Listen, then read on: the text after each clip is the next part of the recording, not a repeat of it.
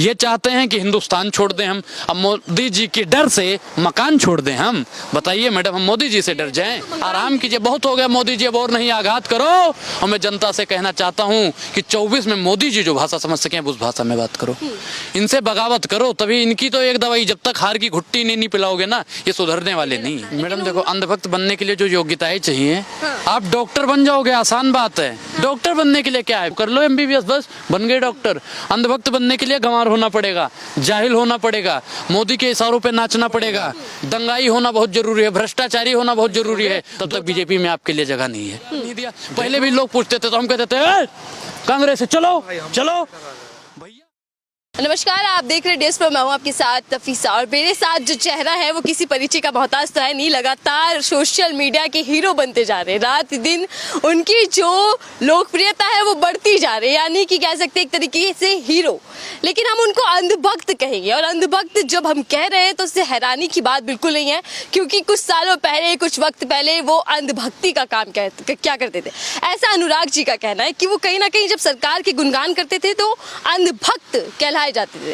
अब अंधभक्त क्यों कहलाए जा रहे हैं, और अभी अंधभक्त क्यों बार बार वो खुद को कह रहे हैं, ये भी समझेंगे। लेकिन इसी के साथ बातचीत करेंगे पठान फिल्म को लेकर, जिसके पीछे विवाद हुआ। और एक तरफ तो पठान लगातार कामयाबी हासिल कर रही है, नए इतिहास को रच रही है, लेकिन अब विवाद कंगना रनौत ने कर दिया। कंगना रनौत का बड़ा बयान पठान मूवी को लेकर सामने आ रहा है। कहा जा रहा है कि कहीं ना कहीं ये मूवी गलत है, और मूवी भले ही पठान हो, लेकिन देश के अंदर जय श्री राम का नारा गूंजता रहेगा, यानी कि नाम सिर्फ एक ही होगा, जय श्री राम। इसी सिलसिले में बातचीत करेंगे। अनुराग जी, सबसे पहले स्वागत है आपका। सवाल ये कि अंधभक्त अभी भी क्यों कहलवाने में लगे आप अपने आप को? मैडम, मैं अंधभक्त था, गोबर भक्त था, मोदी जी के इशारों पे नाचने वाला था, उनके समर्थकों के इशारों पे नाचने वाला था। जब मैं था तो था, मैं उसमें हैरानी की क्या बात है। मैं गोबर भक्त था, मैं अंधभक्त था, मैं मानता हूँ उसे।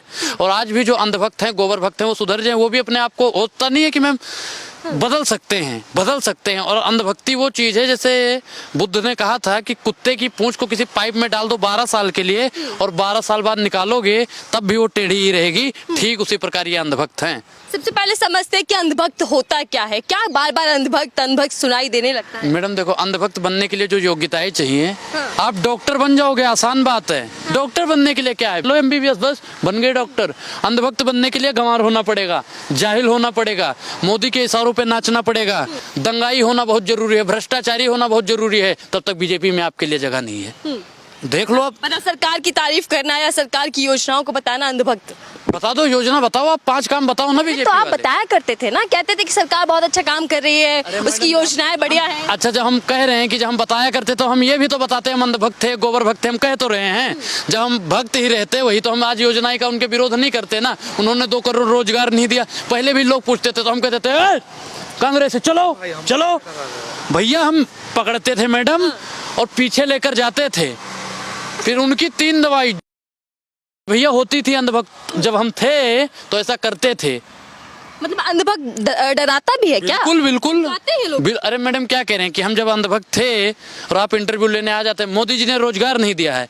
अच्छा, एक कैमरा वाले बंद करो इसे, आओ मैडम जी, आओ दिखाते हैं हम रोजगार दिया। मतलब भाई साहब, गुंडागर्दी। मैंने तभी तो बताया कि अंधभक्त बनना खेल नहीं है बच्चों का, इसमें तेल निकल जाता है अच्छों का। मुझे याद आ रहा है कि जब पेट्रोल के दाम की कीमतें बढ़ जाती थी, तब आप कहते सस्ता हो जाएगा तो पियोगे का?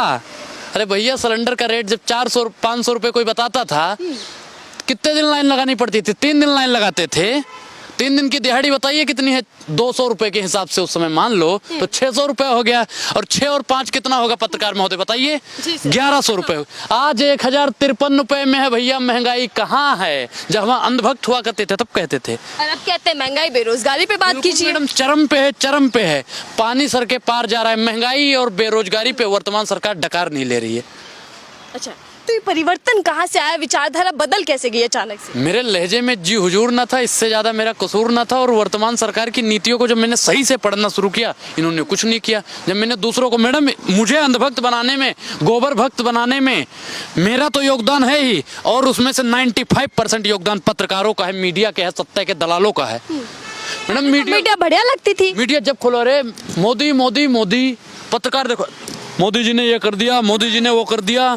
जितने भी उनके भाजपा के समर्थक गोबर भक्त थे, मोदी जी फलाना करते हैं। राहुल गांधी ने क्या किया? अंधभक्त गोबर भक्त जो आज हैं वो कहते हैं टुकड़े टुकड़े वाले हैं, कांग्रेसियों को कहते हैं। केजरीवाल को केजरीउद्दीन कहते हैं। भैया जिसको जो कहना है कहने दो।